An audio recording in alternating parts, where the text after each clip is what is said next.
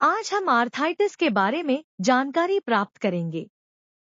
जोड़ों में इन्फ्लेमेशन या सूजन, दर्द इत्यादि हो जाने को आर्थराइटिस कहते हैं। इसे सामान्य भाषा में गठिया भी कहा जाता है। गठिया एक ऐसा अपंगता एवं विकृति पैदा करने वाला रोग है जो धीरे धीरे जोड़ों को पूर्ण रूप से क्षतिग्रस्त कर देता है। इस रोग में जोड़ों में दर्द, लाली, गर्माहट एवं सूजन होने के साथ साथ उन्हें हिलाना डुलाना भी मुश्किल हो जाता है। इसमें प्रायः शरीर का वजन ढोने वालों अंगों के जोड़ जैसे नितंब, घुटने, टखने आदि अधिक प्रभावित होते हैं। आर्थराइटिस के मुख्य दो प्रकार हैं। एक डिजेनरेटिव आर्थराइटिस, अपक्षयी गठिया। दो इन्फ्लामेटरी आर्थराइटिस, सूजन संबंधी गठिया। एक डिजेनरेटिव आर्थराइटिस, अपक्षयी गठिया। इस प्रकार की गठिया के अंतर्गत कार्टिलेज रूखे व पतले हो जाते हैं। कार्टिलेज का क्षय हो जाता है। इस प्रकार के गठिया का मुख्य भाग ऑस्टियोआर्थराइटिस है। ऑस्टियोआर्थराइटिस धीरे धीरे जोड़ों का विनाश करने वाला यह आर्थराइटिस अधिकतर मध्य आयु के बाद वृद्धावस्था में होता है। इसका मुख्य कारण साइनोवियल फ्लूइड कम या खत्म होना होता है। यह विशेषकर उन लोगों को होता है जिन्होंने एक युवावस्था में ज्यादा रेसिंग, खतरनाक खेल या ज्यादा व्यस्त जिंदगी जी होती है। यह उन लोगों को अधिक होती है। दो, जिन्होंने शरीर के साथ ज्यादा मेहनत की होती है। या तीन, कुछ ऐसे लोग जिनका शरीर मोटा है और जो बहुत भारी और गरिष्ठ भोजन करते हैं तथा परिश्रम बहुत कम करते हैं। चार, शरीर की मांसपेशियों कमजोर होना या शरीर में किसी जोड़ पर चोट लगी हो या टूट फूट हुई हो या जन्मजात शरीर की बनावट में या गड़बड़ी हो। उपरोक्त कारणों के साथ साथ कुछ अन्य कारण भी हैं। 5, जैसे जीर्ण तनाव। जब हम तनाव अधिक करते हैं तब हमारी मांसपेशियों सिकुड़ जाती है, हृदय गति बढ़ जाती है, श्वसन दर बढ़ जाती है, ब्लड शुगर लेवल बढ़ जाता है, जिससे आंतों में ब्लड की सप्लाई कम हो जाती है, जिसका परिणाम कब्ज के रूप में देखने को मिलता है। आहार, कैल्शियम, फास्फोरस, विटामिन डी आदि की कमी जो कि कार्टिलेज के लिए आवश्यक होती है, या कैल्शियम, फास्फोरस हो लेकिन विटामिन डी न होने के कारण उनका पाचन न हो रहा हो। ज्यादा गरिष्ठ भोजन, जंक फूड, ज्यादा कोलेस्ट्रोल युक्त भोजन। बुढ़ापे में शरीर में अधिकतर विटामिन डी की कमी हो जाती है। आयु बीत जाने के कारण डिजेनरेशन होने की वजह से ओस्टियोआर्थराइटिस की समस्या भी हो सकती है। बुरी आदतें हैं धूम्रपान, मद्यपान, देरी से उठना व दिन में सोना आदि। लक्षण 1, जोड़ों में दर्द। अगर हिलाने डुलाने पर दर्द ज्यादा होता हो व आराम देने पर कम होता है। 2, जकड़न, किसी अंग को हिलाने में समर्थ न होना, अंग कमजोर या कोमल होना। शरीर के किसी जोड़ को हल्का सा दबाने पर दर्द महसूस होना। 3, कट कट की आवाज, जोड़ों को मोड़ने व घुमाने पर कटकट की आवाज आना। ऑस्टियोआर्थराइटिस एक बड़े जोड़ों में देखने को मिलता है। 2, वृद्धावस्था में होता है। 3, कार्टिलेज का क्षय होता है। 4, साइनोवियल द्रव कम हो जाता है। 5, लगातार दर्द रहता है। 6, हिलने डुलने में दर्द बढ़ता है। 7, बुखार नहीं होता। 8, जोड़ों को घुमाया जा सकता है। 9, ऑटोइम्यूनिटी कारण नहीं होता। 10, शरीर के दूसरे हिस्सों में दुष्प्रभाव होता। 11, कटकट की आवाज आती है। योग का ऑस्टियोआर्थराइटिस में महत्व। 1, योग से दर्द की संवेदनशीलता कम होती है व दर्द को सहने की शक्ति बढ़ती है। 2, जोड़ों की जकड़न दूर होती है, शरीर की मांसपेशियां मजबूत होती है। 3, अत्यधिक मोटापे को कम करता है। 4, अत्यधिक तनाव को कम करता है।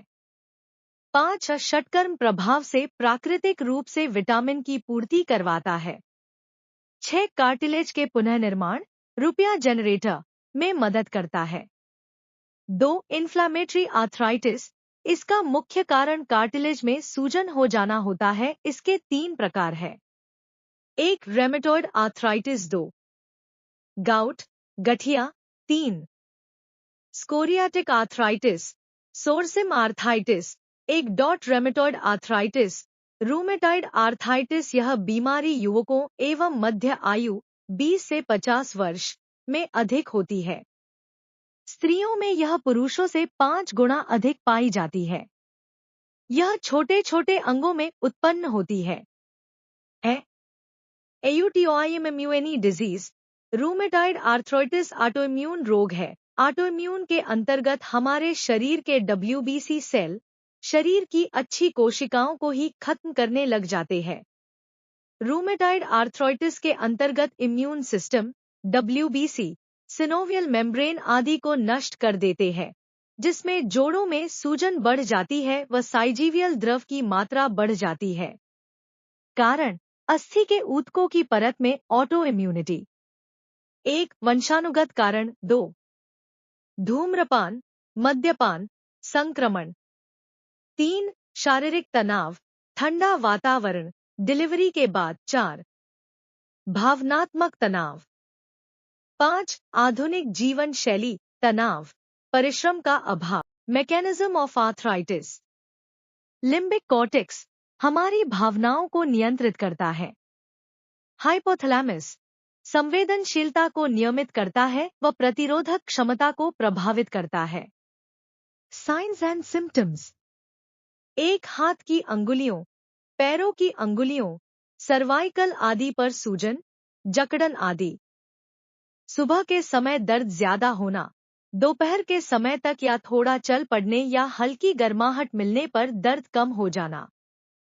2. हल्का बुखार। 3. फेफड़ों, आंखों व हृदय में विकार उत्पन्न होना। 4. एक अंतराल तक ठीक होकर फिर दोबारा होना। संक्षिप्त में, रूमेटॉइड आर्थराइटिस में 1. छोटे जोड़ों में देखने को मिलता है। 2. युवावस्था में होता है। 3. कार्टिलेज में सूजन होती है। 4. साइनोवियल द्रव बढ़ जाता है। 5. सुबह के समय दर्द रहता है। 6. हिलने डुलने पर दर्द कम होता है। 7. हल्का बुखार होता है। 8. जोड़ अकड़ जाते हैं, विशेषकर सुबह के समय ऑटोइम्यूनिटी कारण होता है। 9. फेफड़ों, आंखों हृदय पर दुष्प्रभाव नहीं होता है। 10. कटकट की आवाज नहीं आती है। रूमेटॉइड आर्थराइटिस के अंतर्गत योग का प्रभाव। 1. जोड़ों के दर्द को खत्म करता है। 2. जीवन की गुणवत्ता को बढ़ाता है। 3. एलोपैथी चिकित्सा की खुराक को कम व उसके दुष्परिणाम को खत्म करने में सहायक। 4. शरीर को विकृति से बचाता है। 2. गाउट, गठिया। यह भी इन्फ्लामेटरी आर्थराइटिस का एक भाग है। शरीर में सूजन यूरिक एसिड के कारण होती है। यूरिक एसिड विभिन्न जोड़ों में जम जाता है, जिससे टेंडन में यूरिक एसिड के क्रिस्टल बन जाते हैं जो सूजन का कारण बनते हैं। Signs and symptoms. 1. Redness. 2. Swelling. 3. Pain. 4. Stiffness. 5. Fever. गठिया मुख्यतः मोटापा, हाइपरटेंशन व शुगर के साथ जुड़ा रहता है। शारीरिक फिटसेन गठिया को कम करती है। कारण 1. अत्यधिक मांसाहार करना। 2. वंशानुगत कारक। 3. गुर्दों के द्वारा यूरिक एसिड का स्त्राव। 4. मद्यपान, कोल्ड, सॉफ्ट ड्रिंक्स आदि। 3. स्कोरियाटिक आर्थराइटिस। सोरसिम आर्थराइटिस यह मुख्यतः सोराइसिस के बाद होती है, जिससे जोड़ों में दर्द रहता है, सूजन आ जाती है। यह ऑटोइम्यूनिटी के कारण होती है। आर्थराइटिस के लिए यौगिक उपचार। 1. अन्नमय कोश।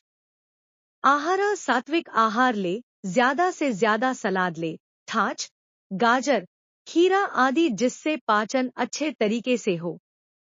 आसन। 1. सूक्ष्म व्यायाम, शक्ति विकासक क्रिया से जोड़ों की मांसपेशियां मजबूत होती है।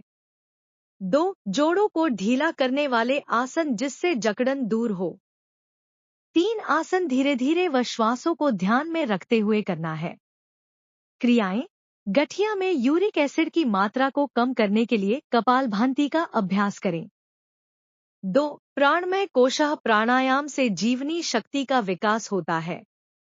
1. प्राणायाम से ओस्टियो आर्थराइटिस के प्रभाव को कम करता है। 2. तनाव को खत्म करके रूमेटाइड आर्थराइटिस से बचाता है। 3. मनोमय कोश। मनोमय कोश को संतुलित रखने के लिए 1. ओम मेडिटेशन। 2. भक्ति योग। 3. प्रभु को समर्पण करने से तनाव खत्म होता है। 4. विज्ञानमय कोश। 1. मौन रहना दिन में 2 घंटे कम के कम। 2. भौतिक संपदा से वैराग्य का भाव रखना। 3. प्रसन्न व मुस्कराते रहना। 5. आनंदमय कोश।